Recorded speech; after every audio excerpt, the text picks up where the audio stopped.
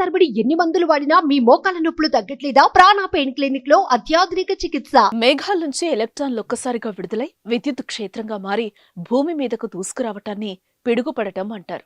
మేఘాల నుంచి ఎలక్ట్రాన్లు విడుదలయ్యే సమయంలోనే ఉరుములు మెరుపులు పుడతాయి. అలా మేఘాల నుంచి పడే పిడుగులో దాదాపు 30 కోట్ల వోల్టుల విద్యుత్ ఉంటుంది. అది మనిషిని అక్కడికక్కడే కాల్చి బూడిద చేయగలదు. అయితే పిడుగు పడిన చోట మనుషులుంటే బతకడం అసాధ్యం. కానీ ఆంధ్రప్రదేశ్లోని మన్యం జిల్లాలో పిడుగుపాటుకు గురైన ఇద్దరిలో ఒకరు నమ్మశక్యం కాని రీతిలో బతికారు. ఎలా సాధ్యమైందో ఇప్పుడు తెలుసుకుందాం.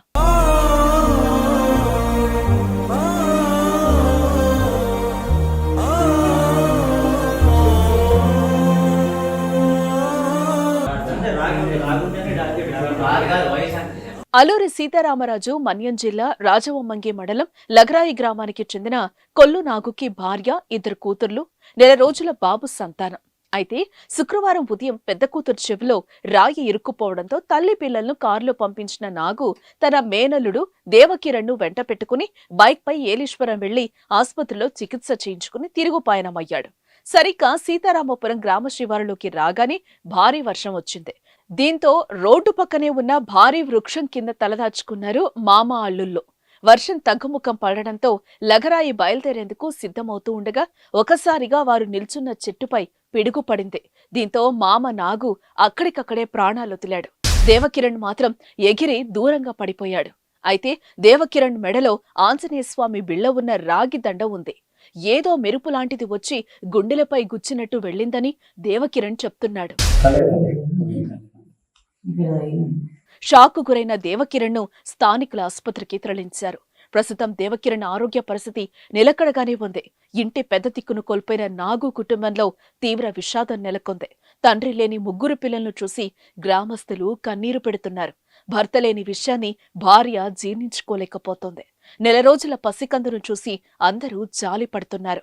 పేద కుటుంబమైన నాగు కుటుంబ సభ్యులను ఆదుకోవాలని గ్రామస్తులు కోరుకుంటున్నారు. ఏదేమైనా పిడుగుపాటు ఓ ఇంట విషాదం మిగిలిస్తే దేవుడి దండ ఓ ప్రాణాన్ని నిలబెట్టిందని అంటున్నారు స్థానికులు. మా ఊరు నుంచి కొల్లి నాగబాబు, దేవాని 2 వ్యక్తులు వాళ్ళ చిన్న పాప 3వ కానుపుగా వాళ్ళ భార్య కానుపు డెలివరీ అయిందండి. హాస్పిటల్కి తీసుకెళ్లారు.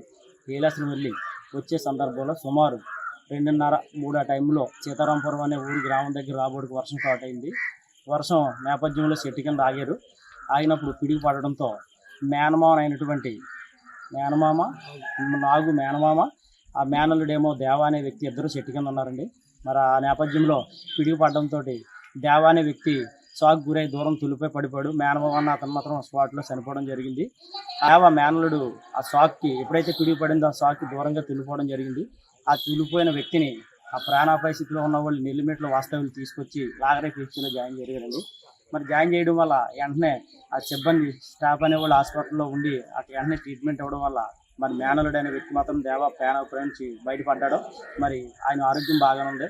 మరి మేనమామ మాత్రం కంప్లీట్ స్పాట్లో చెట్టు కింద పిడికి పడడం వల్ల చనిపోయాడండి. చాలా బాధాకరంగా ఉంది. ఆయన 3 పిల్లలు, 2 ఆడపిల్లలు, 1 మగోడండి. మరి